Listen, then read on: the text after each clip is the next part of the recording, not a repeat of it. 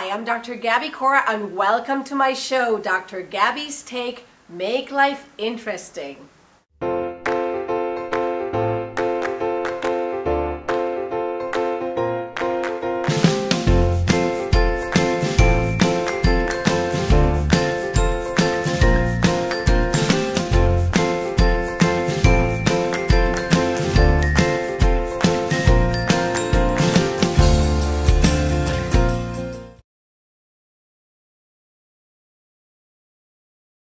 Welcome to Season 1, Episode 12, Power and Priority. This is the very last episode of the first season, so I'm very pleased to share this with you. On Power and Priority, the first thing that I want to bring to your attention is how we're so used to having a father and son team in that entrepreneurial spirit. But we also know that the numbers of moms and daughters who are also entrepreneurs and teamed up within their own enterprise is on the rise. We don't know the numbers yet. However, we do know that the numbers of women entrepreneurs has gone up from 1997 to 2006, as per the Census Bureau, by a 42.3%. And this is one of the reasons of why we're here today, talking about power. You know, many of these powerful entrepreneurs, as they're trying to build their empires, they do have this presence upon themselves. The entrepreneurial spirit is really manifested in so many different ways. These people are driven, they know what they want, they're relentless in trying to get to where they want to go, they have tons of energy, and they will really bring a lot of sweat equity into everything that they do to try to reach their goals. Now, the second point that is very important, and it is very important for men, but it is also extremely important for women entrepreneurs, is establishing and juggling priorities. More so because traditionally, it has been more common for men to be observed and seen as if they are the ones who go out and create their businesses. But for women entrepreneurs in general, there's a common denominator of having to juggle it all and realizing that although you can do it all, you can't do it all at once. The third point is about alignment.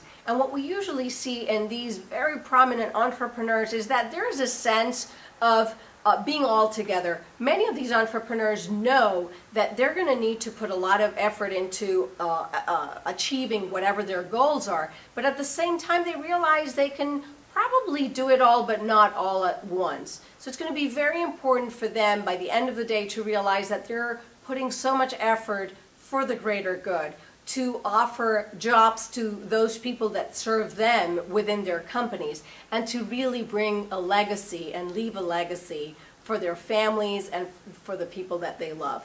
So thank you so much for joining me in this last episode of this first season.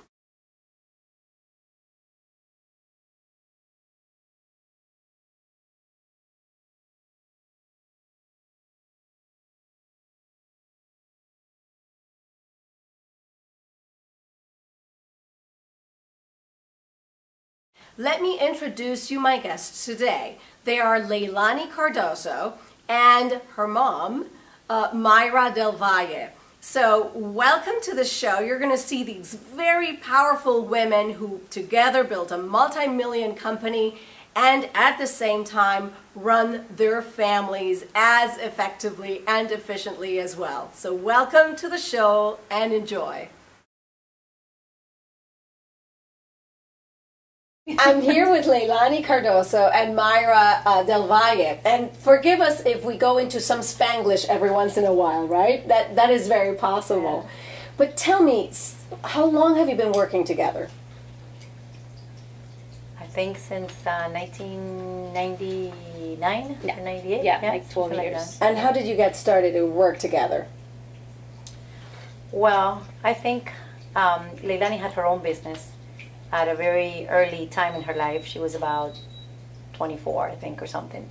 And one day she just came home and she was laying on the couch and she said, you know, I think I'm getting a little tired of this, you know, it's really kind of, you know, all these boxes, you just move boxes from point A to point B, and you know, and I'm getting a little tired. And I said, look, my business is growing, I'm gonna have to get an outsider to come in and help me. Why don't you do it? So she liked the idea. She sold her business and came to work with me in Duty Free World. And then from there, Bolzano was born. And this is just a detail. Why would you even ask Leylani to come work with you? Well, she's my daughter. You know, I think that's a lovely thing about yeah, this. It makes perfect sense. Yeah. Absolutely. Yeah. So how did you take that transition? Were you excited about it? Were you interested? Or were you just like, let's go with the flow and do it?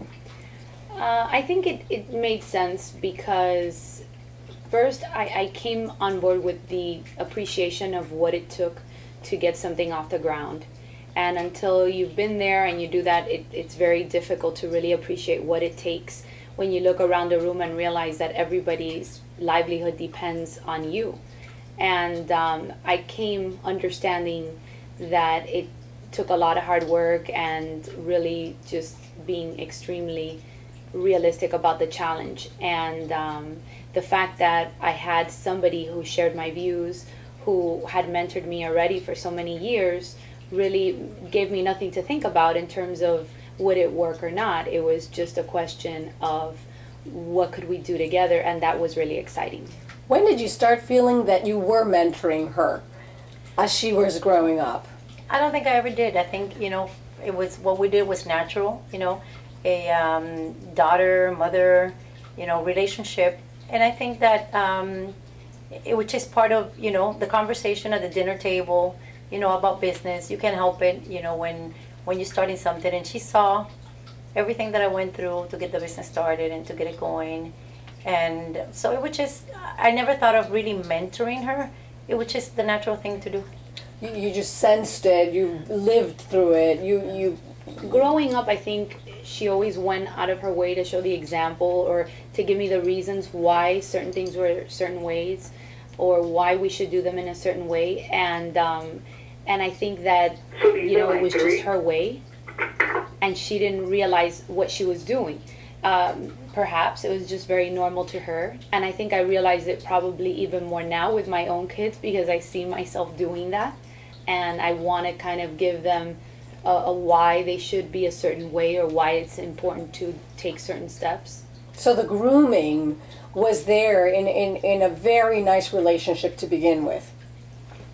To me, you know, it's as normal. It was as normal as teaching your daughter, you know, that how to brush her hair or how to do, you know, everything else. You go talking about business and how to, you know, success in our family was always, you know, the natural thing. We never thought of, you know, failing at anything. That was, you know, never something that was contemplated, never an option.